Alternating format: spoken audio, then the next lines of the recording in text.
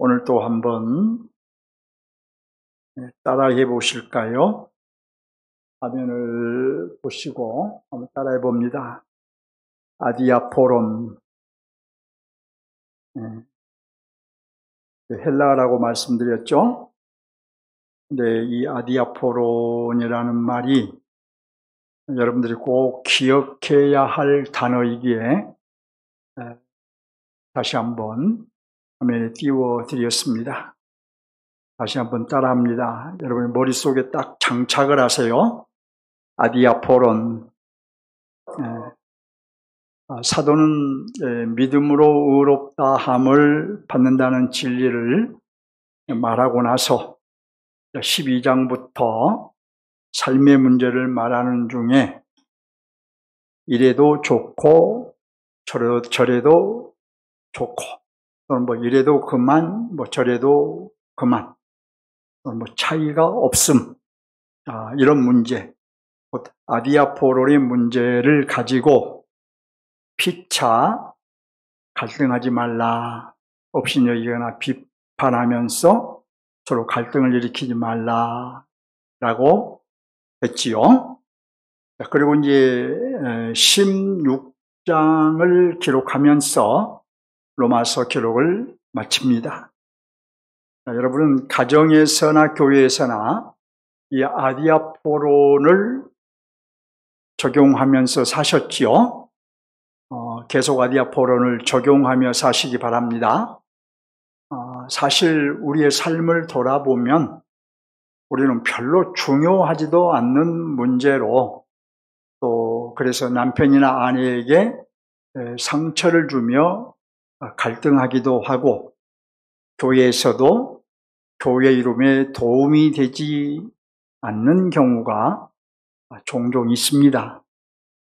우리가 갈등을 일으키고 또 서로 의견이 달라서 서로 주장이 다르고 하는 이런 문제들을 가만히 들여다보면 별 차이가 없는 문제를 가지고, 그리고 이러해도 그만이고 저러해도 그만이고, 뭐 남편 말을 따라도 좋고 아내 말을 따라도 좋고, 뭐 그런 문제를 가지고 서로 주장하며 결국 상대의 마음을 상하게 하고 갈등을 일으키고, 그래서 가정의 평화를 깨고 교회의 평화를 깨고 이런 일들이 참 많아요.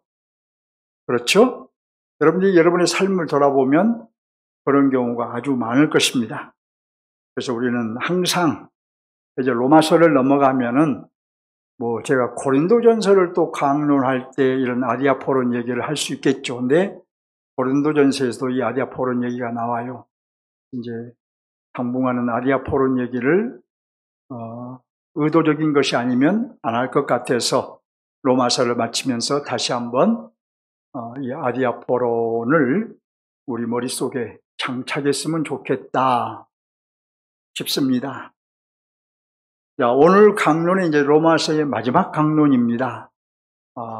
보니까 34번째 강론인데, 로마서를 연구하는 학자들 사이에는 아주 흥미로운 문제가 하나 있습니다. 왜 로마서가 12장으로 끝나지 않고 15장으로 끝나지 않고 16장으로 끝나느냐는 거예요. 15장으로 끝나도 될 것 같은데 왜 16장으로 로마서가 끝날까? 이런 의문을 가지고 연구들을 많이 해요. 이게 무슨 의문인지 보겠습니다. 바울 사도의 서신서들을 보면 모든 서신서들이 거의 다 축언하는 말로서 끝내고 있습니다. 그리고 그것이 당시의 편지의 형식 중에 하나이기도 했어요. 그래서 고린도 후서를 보면 주 예수 그리스도의 은혜와 하나님의 사랑과 성령의 교통하심이 너희 무리와 함께 있을지어다. 매주일 듣지요? 제가 축도할 때에 이 말씀을 가지고 축도를 하고 있어요. 또 갈라디아서는 형제들아 우리 주 예수 그리스도의 은혜가 너희 심령에 있을지어다. 아멘. 이렇게 끝납니다. 또 디모데 후서는 나는 주께서 내 심령에 함께 하시길, 너의 심령에 함께 계시기를 바라노니 은혜가 너희와 함께 있을지어다. 이런 축도로 끝납니다. 또 빌레몬서는 우리 주 예수 그리스도의 은혜가 너희 심령과 함께 있을지어다. 이렇게 끝나요. 그런데 로마서의 마지막적인 16장을 보세요. 끝에 보세요. 한번 여러분들이. 끝에 보면 이런 축원하는 말씀이 있습니까? 없습니까? 있어요? 없어요? 없지요. 그 대신 로마서 15장 33절에서 평강의 하나님께서 너희 모든 사람과 함께 계실지어다. 아멘. 이렇게 하고 축원하는 말씀이 있습니다. 그러니까 로마서는 15장에서 축원하는 말씀을 하고 난 후에, 그 후에 또 한 장, 로마서 16장을 기록한 것이에요. 자, 로마서는 그러면 왜 이렇게 기록되었을까요? 어떤 성경학자들은 말하기를 원래 로마서는 15장으로 끝난 책인데 뭔가 잘못되어서 16장이 부록으로 추가된 것이라고 주장을 해요. 그래서 그들은 이렇게 주장을 합니다. 바울은 로마에 한 번도 가본 적이 없다. 맞는 말이에요. 그런데 로마서 16장에 나오는 33명 가운데 24명은 로마에 살고 있는 사람들이다. 그것도 맞는 말이에요. 그런데 어떻게 로마에 한 번도 가본 적도 없는 바울이 로마에 살고 있는 사람들을 알고 있었단 말인가? 이런 의미야, 이런 물음이에요. 자, 이는 로마서 16장이 로마에 보낸 편지가 아니고 뭔가 착오가 있어서 로마서에 편집되었다는 증거이다. 이렇게 주장을 합니다. 하지만 여러분, 이렇게 주장하는 것은 다음과 같은 상황을 전혀 고려하지 않은 주장이에요. 그 당시의 사람들 중에는 이 도시에서 저 도시로 옮겨 다니면서 사는 이들이 많았어요. 가령 오늘 본문에 이어서 나오는 브리스가와 아굴라 부부가 나오는데, 이 부부를 놓고 보면 고향이 터키 본도 지방이었으나 로마에 가서 살다가 고린도로 갔고, 고린도에서 다시 에베소로 갔다가 다시 로마에 가서 살았습니다. 그러니까 터키와 그리스와 로마를 돌아다니면서 살았던 것입니다. 이와 마찬가지로 로마서 16장에 소개되어 있는 사람들도 이미 다른 도시에서 살면서 바울을 만나서 바울을 통해 복음화된 사람들이었습니다.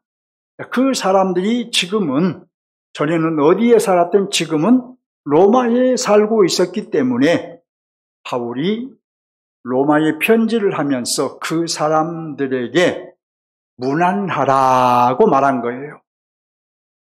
전달이 되었지요? 이렇게 했기 때문에 로마서 16장은 뭔가 잘못되어서 추가된 것이 아니라, 잘못 편집된 것이 아니라 먼저 15장까지를 다 기록하고 나서 이제 이 편지를 로마 교회에 보내려고 하면서 다시 16장을 기록을 한 것이다. 이렇게 이해를 하면 됩니다. 여러분, 사람은 일생을 살면서 많은 사람들을 만나기도 하고 헤어지기도 합니다. 바울도 주님을 만난 후에 일생 동안 복음 전도자로 살면서 잊을 수 없는 많은 사람들을 만났어요. 바로 로마서 16장에 기록된 사람들은 그들 중에 일부죠. 또 바울은 복음 전도자로 살면서 많은 사람들로부터 사랑의 빚을 졌습니다.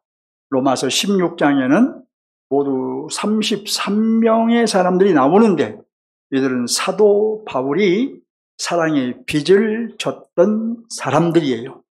바울은 이들이 동역자가 되어줬기 때문에 마음껏 복음을 전하며 사역할 수 있었던 것입니다. 그러나 바울의 마음속에 또 많은 상처도 있었습니다. 디모데후서 4장 9절을 보면 이렇게 말합니다. 너는 어서 속히 내게로 오라. 대만은 이 세상을 사랑하여 나를 버리고 데살로니가로 갔고, 그레스게는 갈라디아로, 디도는 달마디아로 갔고, 누가만 나와 함께 있느니라. 내가 올 때에 마가를 데리고 오라. 그가 나의 일에 유익하니라. 그러니까 바울의 인생에는 머무는 사람도 있었지만 떠나간 사람도 있었습니다. 한 성도가 떠나갈 때에 느끼는 그 고통과 안타까움이 물론 성도인 여러분에게도 있겠지만 목사에게는 참으로 큽니다. 그래서 바울도 아마 그런 것들을 많이 경험했던 것으로 보여요. 자, 이제 본문으로 들어가서 오늘 본문에는 베베라는 자매가 소개되고 있습니다. 베베. 이 베베 자매는 여러분들이 교회 생활하면서 많이 자주 들었던 여인이에요. 베베 자매가 자주 소개되었던 것은 아마도 여전도의 헌신 예배 때 많이 소개되었을 거예요. 그럼 베베는 어떤 사람일까 한번 보겠습니다. 베베는 첫째로 말씀의 전달자였습니다. 말씀의 전달자. 로마서는 바울이 3차 여행을 하던 중 고린도에서 한 겨울을 지나면서 로마의 성도들에게 쓴 편지예요. 사도 바울에게는 그런데 계속된 고통을 주는 육체의 가시가 있었습니다. 계속된 고통을 주는 육체의 가시가 있었어요. 자, 그 가시가 뭐냐? 아마도 안질이 아니었을까 이렇게 학자들은 봐요. 그래서 바울의 편지는 대부분 바울이 직접 기록한 것이 아니라 받아 적은 서기가 있었어요. 로마서는 바울의 말하면, 바울이 구술하면 이제 그 편지를 더디오라는 사람이 받아 적었어요. 그런데 그 편지를 이 베베 자매가 로마에 있는 성도들에게 전달한 것입니다. 로마서는 바울이 기록한 책이지만 로마서가 로마 교회에 전달하기까지는 더디오라는 사람과 베베라는 사람의 역할도 결코 무시할 수가 없지요. 더디오는 바울이 말하면 기록했던 사람이고 베베는 그 편지를 가지고 로마 교회로 갔던 자매이기 때문입니다. 왜 베베의 역할이 중요했을까요? 바울은 로마서에서 사람이 마음으로 믿어 의에 이르고 입으로 시인하여 구원에 이른다 라고 10장 10절에서 말을 합니다. 이어서 사도는 누구든지 주의 이름을 부르는 자는 구원을 얻으리라고 10장 13절에서 말합니다. 여러분, 이 놀라운 진리, 그러니까 유대인 그리스도인들이 율법을 붙잡고 살아야 된다고 생각했는데 그들에게 이 놀라운 진리를 로마에 전달한 이가 누구냐? 베베 자매예요. 베베 자매의 수고와 헌신이 있었기에 로마 교회가 이 복음의 말씀을 들을 수 있었던 거예요. 바울은 자신이 로마에 가기를 간절히 원했지만 갈 형편이 안 되었습니다. 그래서 사도 바울은 로마서를 베베 자매를 통해서 보내기로 결정하고 마음을 먹고 그 후에 다 기록한 후에 그 다음에 내가 누구를 통해서 이 편지를 로마에 보낼고 생각하다가 기도하는 중에 베베를 통해서 보내야 되겠다라고 마음에 결정하고 그 후에 16장을 기록을 한 거예요. 그래서 16장을 기록하면서 이렇게 말합니다. 내가 갱그리아 교회의 일꾼으로 있는 우리 자매 베베를 너희에게 청구하노니 너희가 주 안에서 성도들의 합당한 예절로 그를 영접하고 무엇이든지 그에게 소용되는 바를 도와줄지니 이는 그가 여러 사람과 나의 보호자가 되었음이니라. 오늘 본문이죠? 1절과 2절. 이렇게 기록을 16장 1절과 2절에서 기록하기 시작한 거예요. 자, 왜 바울 사도가 베베 자매를 청구했을까요?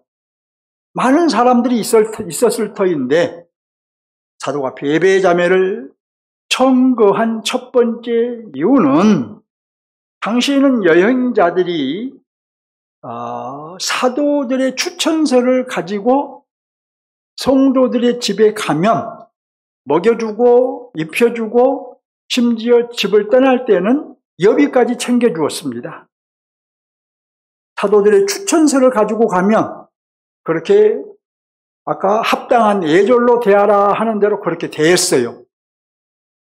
자, 그러다 보니까 그런 선의를 악용해서 가짜 추천서를 만들어가지고 다니며 민폐를 끼치는 이들이 많이 있었어요. 여러분, 고린도전서 강론을 기억해 보세요. 고린도전서에 내가 그 얘기를 했죠. 이 얘기를 했죠.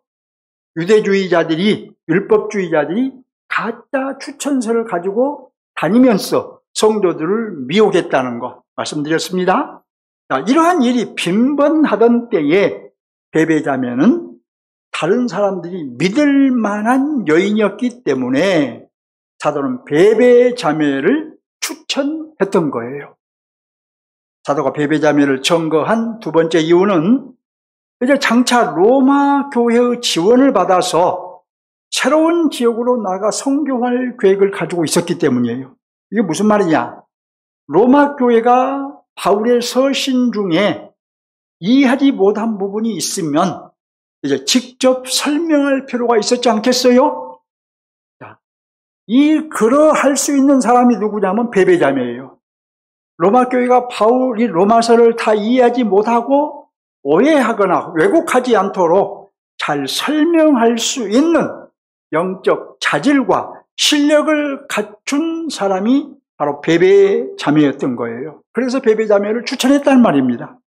결국 베베는 많은 사람들 가운데 사도 바울의 인정을 받은 여인이었습니다. 여러분, 우리도 어떻습니까? 여러분도 영적 자질과 실력을 갖추십시오. 그래서 베베자매처럼 인정받은 사람이 되시기 바랍니다. 아멘. 네, 먼저는 하나님께 인정받은 사람이 되시고, 둘째는 목사에게도 인정받은 사람이 되시고, 셋째는 지체들에게도 인정받는 사람이 되시기 바랍니다. 자, 둘째 베베는 어떤 사람이었느냐? 교회의 일꾼이었습니다. 인정받은 사람은 행복한 사람이죠? 자, 그런데 더 행복한 사람은 선택받은 사람이에요. 하나님께 인정받고 보편적인 일에 쓰임받는 것이 행복한 일이지만 이보다 더 행복한 것은 하나님께로부터 특별한 사명을 위해 선택받은 사람입니다. 베베는 특별한 사명을 위해 선택받은 여인이었습니다. 본문 1절에 의하면 베베는 갱그리아 교회의 일꾼입니다. 이 갱그리아 교회는 사도가 세운 고린도 교회로부터 이제 복음이 이웃 지역으로 전파되면서 이 갱그리아 지역으로까지 전파되어 세워진 교회가 바로 갱그리아 교회예요. 근데 그 교회의 일꾼이었어요. 베베는 다음으로 어떤 여인이었을까요? 본문 1절에서 베베를 교회의 일꾼이라고 소개하고 있는데, 자, 이제 여기 교회의 일꾼이라는 말은 교회에서 섬기는 자, 또 사역자, 이런 의미예요. 그래서 영어 성경에서는 킹제임스나 NIV에서는 그렇게 번역을 하고 있어요. 교회에서 섬기는 자, 또는 사역자. 자, 또 영어 성경은 여러 종류가 있는데 RSV 또 NIV 이런 영어 성경에서는 집사라고 번역하기도 했어요.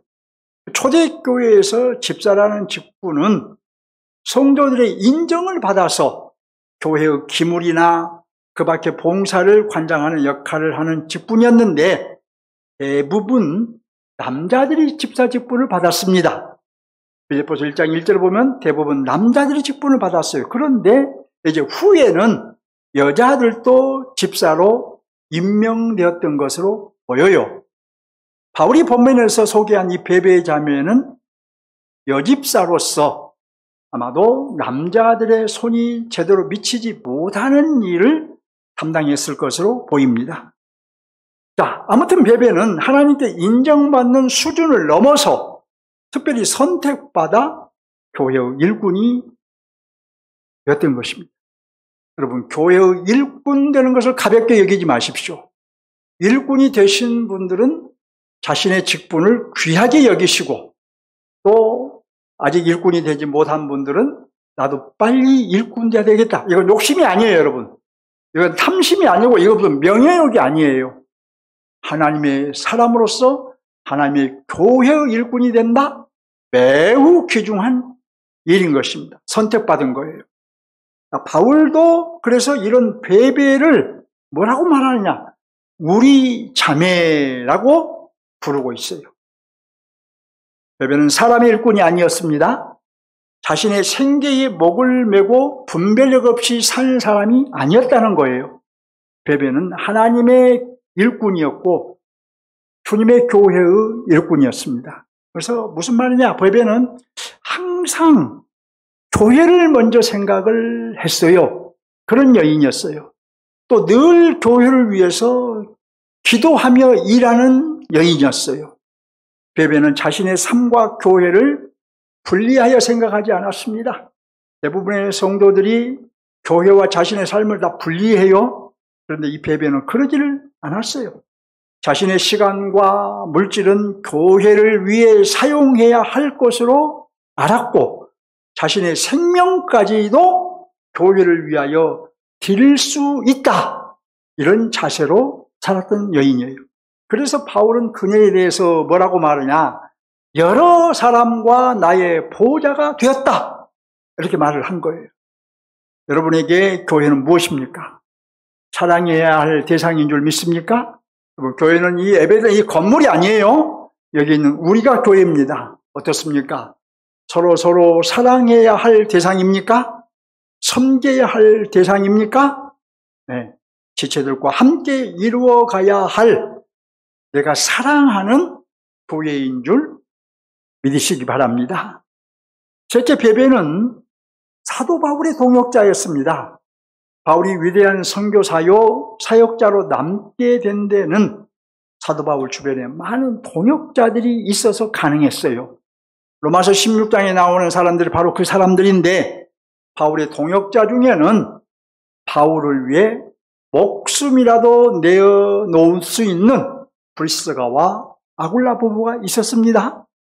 또 우리가 모두가 다 바울을 떠나버리고 빈 둥지에 끝까지 함께한 의사, 누가가 있었어요. 의사는 직업이 누가였어요. 이런 사람도 있었고 또 아들처럼 생각하고 있는 후배 목회자인 디모데도 있었고 한때는 혈기방자하여 바울과 선교 사역을 내팽개치고 떠나버렸지만 회개하고 돌아온 마가도 있었습니다. 또 바울의 전도 열매로 언급된 사람도 있었고 바울에게 어머니와 같은 역할을 한 사람도 있었습니다. 이렇게 바울 주변에는 많은 동역자가 있었지만 그 중에서도 바울은 로마에 편지를 보내는 일에 베베 자매를 선택한 거예요. 베베 자매가 지금 바울에게 어떤 위치에 있는가 이제 느낌이 가지요? 바울은 베베를 자신의 동역자일 뿐만 아니라 자신의 보호자라고 소개하는 것을 우리는 주목해야 합니다. 이 보호자라는 단어는 원래 우두머리 또는 대변인이라는 뜻을 가진 단어인데 여성에게는 보호자라는 단어를 사용하지 않았어요. 그 당시에. 그런데 본문에서 바울이 보호자라는 단어를 사용한 것은 베베를 두고 자신의 보호자였다라고 특별히 사용한 것은 어려울 때나 위급할 때 도와주는 후원자 또는 조력자라는 의미로 사용한 거예요. 바울이 전도사역을 하면서 많은 어려움을 겪었잖아요. 그 어려움을 겪을 때에 조력자가 되어주고 후원자가 되어주고 돕는 자가 되어주고 그런 차원에서 베베가 나를 돕는 자였다라고 소개한 거예요. 그러니까 베베는 어떻습니까, 여러분? 보통 여인이 아니었습니다. 보통 여인이 아니었어요. 바울이 믿고 로마서를 전달한 것만 보아도 보통 여인이 아니었죠? 또 바울의 보호자 역할을 했다는 것만 보아도 보통 여인이 아니었어요. 또 바울이 추천할 만한 영적 자질과 실력을 갖춘 것만 보아도 베베는 보통 여인이 아니었어요. 근데 여러분은 베베를 보면서 이렇게 감탄만 하면 안 됩니다. 와, 베베가 정말 놀라운 여인이었구나. 보통 여인이 아니었구나.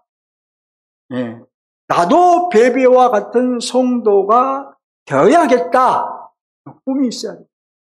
조금 나이를 드신 성도님들도, 권사님들도 마찬가지고, 젊은 성도님들도 마찬가지고, 남성도 여성도를 가릴 것이 아니라, 나도 베베와 같은 그리스도인이 되어야 되겠다. 이런 꿈을 여러분 속에 갖고 기도했으면 좋겠습니다. 꼭 그렇게 하셔야 돼요. 우리 이 베베를 보면서 베베와 같은 그리스도인 우리가 못 될 것이 없잖아요. 베베가 받은 성령을 여러분도 받았기 때문이에요. 오늘 말씀은 사도 바울이 베베를 로마 교회에 청구하는 말씀입니다. 자, 우리는 베베를 보면서 그래서 교훈을 받아야 합니다. 성령께서 우리에게 요구하시는 바를 깨달아야 합니다. 성령께서 깨닫기 원하시는 것이 무엇일까요? 첫째로 나는 어떤 그리스도인인가를 돌아보라는 거예요. 나를 돌아보면서 베베와 나를 한번 비교해 보면서 나는 지금 어떤 수준에 이른 그리스도인인가 돌아보라는 거예요. 둘째로 베베와 같은 그리스도인으로 성장해 가라는 거예요. 멈춰 있지 말고 성장하라는 거예요. 자, 그래서 결국 우리는 의롭게 된 자로서, 사도 바울이 계속해서 말한 대로 우리는 의롭게 된 자로서 따랍니다. 말씀에 헌신하는 자가 되고 교회에 필요한 일꾼이 되고 목회자의 동역자가 되라. 이것을 성령께서 느끼고 깨닫기를 원하셔요. 말씀에 헌신하는 자, 베베는 말씀에 헌신했어요. 교회에 필요한 일꾼, 베베가 그랬어요. 목회자의 동역자, 베베가 그랬어요. 성령께서 우리에게 너희도 이런 베베와 같은 그리스도인이 되라고 말씀하고 있지 않겠습니까? 그런데 여러분, 우리는 이런 교훈을 반드시 받아야 돼요. 성령의 이런 요구를 반드시 깨달아야 돼요. 왜 요구를 성령으로 반드시 깨달아야 하느냐? 왜 깨닫지 않으면 안 되느냐? 예, 특별히 이 시대는 베베와 같은 그리스도인이 절실하게 요구되기 때문이에요. 모든 시대가 다 그랬다고 하지만 특별히 이 시대는 베베와 같은 그리스도인이 절실히 요구됩니다. 말씀에 헌신하는 그리스도인, 교회를 먼저 생각하는 그리스도인, 목회자의 동역자가 되는 그리스도인, 베베와 같은 그리스도인이 되어야 할 거예요. 자, 여러분, 제가 지난주에 어느 한 노회 목사님을 위해서 기도해 주시라고 부탁을 드렸죠. 근데 그 목사님이 지난주에 돌아가셨어요. 그래서 노회장으로 장례를 치루었는데, 아주 젊은 목사님이에요. 50대 초반. 장례를 치르는데, 참 목이 메어서 찬송을 하는데, 찬양을 할 수 없더라고요. 물론 그 목사님이 성실하게 목회자로서 살아왔고 교회를 섬기며 살아왔기 때문에 하나님 품에 가셨으라고 믿지만 대부분의 목사님들이 그 자리에서 느끼는 것이 저도 마찬가지지만 내가 남은 삶을 어떻게 살아야 될까? 어떤 목사로 살아야 될까? 이런 것들을 많이 생각하고 또 목사님들이 그런 부분들 나중에 톡으로 서로 나누면서 그런 얘기들을 많이 나누었습니다. 여러분, 우리는 언젠가는 다 주님 앞에 가야 될 사람들이에요. 저도 가야 되고 여러분도 가야 되고, 그런데 우리가 마치 영원히 이 땅에서 살 것처럼 생각하고 내 믿음의 성장, 내 영적인 성장, 내가 실력을 갖추는 것 다음에 내년에 하면 되지, 일꾼 되는 것 내년에 하면 되지, 다음에 하면 되지, 그렇게 생각하지 마시라. 기회가 없을 수도 있기 때문입니다. 그 젊은 목사님이 키도 나보다 크고 덩치도 좋고 그냥 아주 건강한 분이에요. 그분이 나보다 먼저 갈 줄은 꿈에도 생각하지 못했어요. 근데 하나님이 부르시면 가야 하잖아요. 안 갈 수 없잖아요. 우리도 마찬가지입니다. 자, 본문 메시지를 첫째로 적용하겠습니다. 우리가 받아야 하는 교훈 또는 성령의 요구는 의롭게 된 자로서 말씀에 헌신하는 자가 되고 교회를 먼저 생각하는 일꾼이 되고 목회자의 동역자가 되라는 것이죠. 자, 이것을 다른 말로 하면 무슨 말이냐? 그리스도의 종이 되라는 의미예요. 그리스도의 종이 되라. 그리스도의 말씀에 헌신하는 종이 되고 그리스도의 교회를 사랑하는 종이 되고 목회자와 함께 하나님의 나라를 확장하는 종이 되라는 거예요. 베베가 말씀을 두고 로마교회에 갔던 것처럼 말씀에 헌신하는 종이 되고 갱그레아 교회의 일꾼이었던 것처럼 교회의 일꾼이 되는 그런 종이 되고 목회자와 함께 목사님 혼자 목회해 보세요가 아니라 저와 함께 여러분이 하나님의 나라를 확장하는 그런 종이 되라는 거예요. 여러분은 이제 그러므로 종이 되겠다는 다짐을 해야 할 겁니다. 지금 이 시간 그래 나도 그렇다면 베베와 같은 또는 바울과 같은 또는 브리스가와 아굴라와 같은 그런 종이 되어야지. 지금 아무 생각 없이 말씀 듣고 있으면 안 돼요. 젊은 분이든 나이 든 분이든 내가 그런 종이 되어야지. 이런 마음을 품으시기 바랍니다. 그래서 첫째, 바울과 같은 종이 되겠다고 다짐하시기 바랍니다. 한번 다짐해 보세요, 여러분. 자, 바울과 같은 종이 되겠다 하면 바울처럼 종의 마음과 태도로 사는 사람이 되자는 거예요. 종의 마음과 태도. 바울은 로마서 1장 1절에서 자신을 소개하면서 예수 그리스도의 종이라고 소개하고 있습니다. 당시 로마에는 전체 인구의 절반도 넘는 노예가 있었어요. 인구 중에 절반이 노예였어요. 그들은 전혀 인격적인 대우를 받지 못하는 그야말로 생산수단에 불과한 자들이었어요. 그래서 시장에 이제 반나체가 되어서 시장에 노예가 나오면 지나가던 사람이 내가 마음에 드는 노예를 손으로 딱 찍고 값을 지불하면 그의 것이 되었어요. 그러니까 시장에서 살고 파는 물건과 다를 바가 없었어요. 노예는. 이처럼 노예란 비참하기 그지없는 신분이었습니다. 예. 그런데 기가 막히게도 사도 바울은 자신을 그리스도께 속한 종이라고 말하고 있어요. 그의 마음의 자세, 삶의 태도를 보시라는 거예요. 물론 바울은 의롭게 된 존귀한 존재라는 의식이 선행되었지만 동시에 자신의 생명까지도 주님께 속한 그리스도의 종이라는 의식도 그는 가지고 있었던 거예요. 의롭게 된 자로서 그리스도는 사시고 자신은 죽어야 하는 그리스도의 종이라고 생각한 거예요. 종이라면 나의 주인은 주님은 살게 하시고 종인 나는 죽어야 되지 않겠어요? 그런 태도로 그런 마음 자세로 살아야 되지 않겠어요?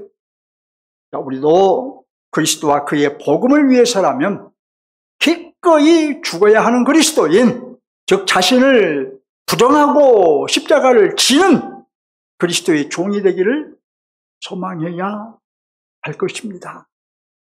소망해야 할 거예요. 이런 소망이 없이 살다가 자 다시 죽음 얘기로 돌아가 보겠습니다. 언젠가는 죽어요. 저도 죽고 여러분은 죽고 주님 앞에 갔을 때 너 뭐하다 왔느냐 어떻게 살다 왔느냐 물으면 뭐라고 대답하실랍니까? 계시록 보면 백보자 심판이 나오는데 이 백보자 심판이라는 것은 예수님이 하얀 의자에 앉아서 심판한다는 말이 아니에요. 우리의 모든 삶이 여러분이 교회를 섬기는 삶, 여러분이 그리스도의 종으로 살았는가 못 살았는가 여러분의 모든 삶이 다 드러나는 심판이라는 의미입니다. 그러므로 우리는 다시 말씀드리지만 그리스도와 복음을 위해서라면 기꺼이 죽어야 하는 그리스도인, 즉 자신을 부정하고 자기 십자가를 지는 그리스도의 종이 되기를 소망하고 갈망해야 합니다. 갈망하는 사람이 그런 사람이 될 수 있어요. 꿈을 꾸는 사람이 그런 사람이 될 수 있어요. 꿈도 꾸지 않고 생각도 하지 않는 사람이 어떻게 그런 사람이 되겠습니까? 불가능합니다. 둘째로, 이제 우리는 베베와 같은 종이 되겠다고도 다짐하시기 바랍니다. 보통 사람들은 여러분 어떻습니까? 잘나고 똑똑하고 인간적인 매력이 넘치는, 또 그리고 재물도 많은 사람 주변에 모이기 마련입니다. 그러나 여러분, 베베는 노예와 같은 사람, 곧 그리스도의 종인 바울과 함께하는 동역자였어요. 보통의 사람들처럼 매력 있고 재물이 많고 유능하고 똑똑하고 세상에서 잘난 사람을 그런 사람과 함께한 것이 아니라 그리스도의 종이라고 말하는, 종으로 살아가는 바울과 함께하는 동역자였어요. 자신은 죽고 그리스도만 살게 했던 바울의 동역자, 자기를 부정하고 자기 십자가를 지고 묵묵히 걸어가는 그런 바울의 동역자가 되었던 거예요. 그래서 베베도 바울처럼 자기를 부인하며 살았고, 부인하며 살았어요. 또 자기의 십자가를 지고 사는 삶을 살았어요.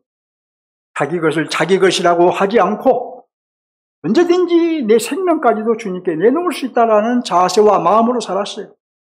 그러기에 베베는 연약한 여인의 몸으로, 그런 사람이었기 때문에 여인의 몸으로, 오늘날처럼 KTX가 있고 GTX가 있고 비행기가 있고 그런 시대가 아니잖아요. 자동차가 있고 시대가 아니잖아요. 다 걸어다녀야 되고 겨우 항해하는 배, 그 배도 오늘날처럼 그런 배였겠어요? 돛담배였지? 돛담배 비슷했겠죠? 그런 배를 타고 로마에 가서 사도의 편지를 전달했던 거예요. 여인의 몸으로. 우리는 바울과 같은 종이 되고 베베와 같은 종이 되기를 다짐하고 또 기도할 수 있기를 주님의 이름으로 축원합니다. 자, 둘째, 이제 하나님 나라 관점에서 적용합니다. 서신서의 하나님 나라는 사도들에 의해서 선포된 하나님의 나라이죠. 자, 그러면 오늘 본문 딱 2절이지만 본문의 하나님 나라는 하나님 나라 어떤 면을 보여주고 있을까요? 자, 사도 바울처럼, 그리고 베베 자매처럼 그리스도의 종으로 사는 나라인 것을 보여주고 있습니다. 그리스도의 종으로 사는 나라. 저도 그렇고 여러분도 그렇고 말로만 그리스도의 종이라고 하지 않고 삶으로 그리스도의 종임을 보여주며 살아야 하는 나라라는 것이, 우리가 사단의 종으로 살고 또는 죄의 종으로 산다면 참으로 비참하고 불행한 인생이지만 그리스도의 종으로 산다는 것은 그건 특권이고 아주 행복한 일인 것입니다. 종에 대한 모든 권한은 나에게 있지 않고 종에게 있지 않고 주인에게 있습니다. 심지어 자신의 생명까지도 종은 마음대로 할 수 없습니다. 따라서 나는 그리스도의 종입니다 라고 할 때에 우리의 진실된 마음과 자세가 없으면 말로만 종이라고 하는 것이지 실상은 내가 주인 노릇 해버리는 것이에요. 그런데 우리는 예수님은 나의 주인이십니다 라고 고백을 하지만 대부분 보면 내 생각과 내 뜻대로 살아버릴 때가 아주 많아요. 입술로는 주님은 나의 주인입니다, 나의 주님, 나의 로드, 나의 하나님이라는 말과 함께 내 인생의 주관자, 주인이라는 뜻인데, 하나님이신 그분이 나의 주인이신데 그럼에도 불구하고 내 마음대로 살아버려요. 나는 주님의 것임에도 불구하고. 하나님께서 나를 아들의 피로 사셨잖아요. 그래서 고린도전서에 보면 너희는 하나님의 것임을 알지 못하느냐라고 말하잖아요. 어느 것 하나 우리는 주인이신 예수님께, 주님께 양도해드리지 못하고 있습니다. 이전해드리지 못하고 있어요. 물론 이 말씀은 저라고 해서 잘했기 때문에 여러분에게 말씀드린 게 아니고 성경이 말하기 때문에, 그렇기 때문에 저도 그렇고 여러분도 그렇고 우리의 삶 속에서 하나하나 주님께 전가시켜드려야 돼요. 양도해드려야 돼요. 그래서 마침내 내 생명까지도 주님의 것입니다. 내가 가지고 있는 모든 권한은 주님께 있습니다. 주님이 주인이시니까 주님께 있습니다. 이렇게 생각하고 내어드릴 수 있어요. 여러분, 시기가 어려울 때에 1세기의 그리스도인들은 물론이고 우리가 일제 압제하에서 우리 그리스도인, 선배 그리스도인들이 어떻게 순교를 할 수 있었겠습니까? 내 생명까지도 주님의 것입니다. 라고 인정이 있기 때문에 그거 가능했던 것 아닐까요? 여러분의 것을 주님께 양도해드리기 바랍니다. 말로만 예수님이 주인일 뿐이고 실상은 내가 주인 노릇하지 않는 그런 저와 여러분이 꼭 될 수 있기를 바랍니다. 여러분, 이제 우리가 근데 예수를 믿는다 하면 왜 우리가 주님을 주인으로 인정해야 되느냐? 예수를 믿는다 하면 주인을 바꾸는 거예요. 예수 믿는 것은 나의 주인을 바꾸는 거란 말입니다. 전에는 내 자신이 주인이었으나 예수님을 나의 주인으로 바꾸는 것이 곧 예수님을 믿는다는 말인 줄 믿으시기 바랍니다. 사도 바울이 자신의 주인을 그리스도로 바꾸었고 베베도 자신의 주인을 그리스도로 바꿨던 것처럼 말입니다. 본문 바로 뒤에 나오는 브리스가와 아굴라 부부도 자신의 주인을 그리스도로 바꿨던 사람들이에요. 여러분, 브리스가 아굴라가 어떤 사람들입니까? 천막을 만드는 일을 해서 천막을 만들어서 파는 그런 일을 했어요. 그래서 그들 부부는 열심히 천막을 만들어서 팔면서 바울이 도움을 요청하면 즉시 도왔어요. 적당히 돕는 것이 아니었습니다. 불평하며 돕는 것이 아니었습니다. 억지로 돕는 것이 아니었습니다. 기쁨으로 바울을 도왔어요. 바울은 그래서 그들 부부에 대해서 그들은 내 목숨을 위하여, 바울 자신의 목숨을 위하여 자기들의 목까지도 내놓는다고 말합니다. 어떤 동역자였다는 말입니까? 그리스도의 종 바울을 위하여 시간과 물질은 물론이고 자신들의 목숨까지도 내놓은 동역자였다는 말이잖아요. 브리스가와 아굴라가 사도의 동역자로서 자신들의 목숨까지 내놓을 수 있었던 것은 역시 자신들의 주인을 그리스도로 바꾸었기 때문이에요. 그런데 이들이 바울의 동역자가 되었다 하면 결국 복음의 종이 되었다, 하나님 나라의 종이 되었다, 그리스도의 종이 되었다 라는 말인 거예요. 바울 개인의 동역자가 되었다는 뜻이 아니에요. 바울 개인을 위한 바울의 종이 되었다는 뜻이 아니에요. 사도 바울은 물론이고 베베다모와 브리스가와 아굴라 부부는 그리스도를 주인으로 모시고 사는 그리스도인, 곧 그리스도의 종으로 사는 나라의 새 백성이었던 것이에요. 그런 사람으로 살았던 사람들이에요. 말씀을 맺겠습니다. 여러분, 오늘 말씀에 합당한 사람이 되시기 바랍니다. 저절로 베베처럼 하나님께 인정받고 교회생활을 하니까 목사에게도 인정을 받기 바랍니다.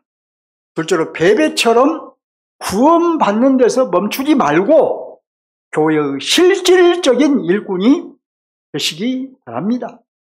셋째로 교회와 하나님의 나라를 위해서 목사의 좋은 동역자가 되시기 바랍니다. 자, 여러분, 지금 말씀드린 바로 그것이 곧 주님을 따라가는 삶이에요. 그것이 곧 십자가를 지는 삶이에요. 그것이 곧 순교자적인 삶입니다. 그러면 이런 십자가의 삶, 순교자적인 삶이 어떻게 가능할까요? 성령을 의지하면 가능해요. 새 생명을 발휘하면 가능합니다.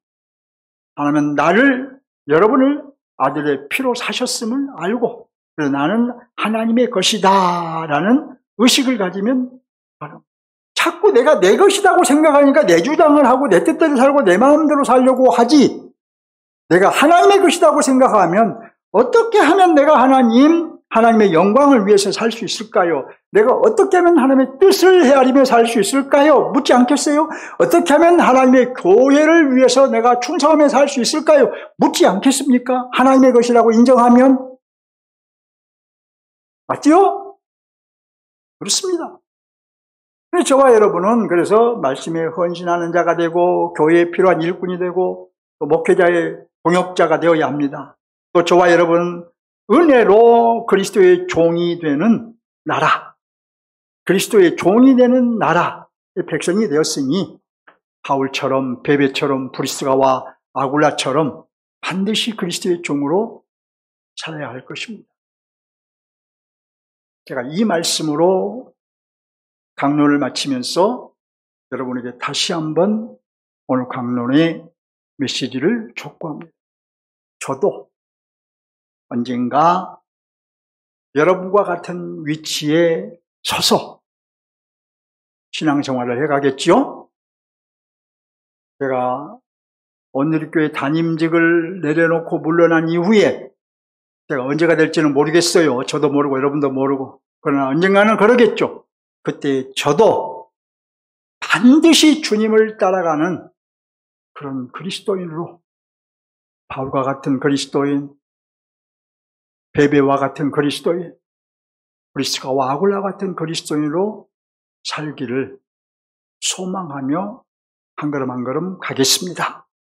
여러분도 오늘 말씀을 통해서 꼭 그런 그리스도인이 되시기를 다시 한번 주의 이름으로 축원합니다.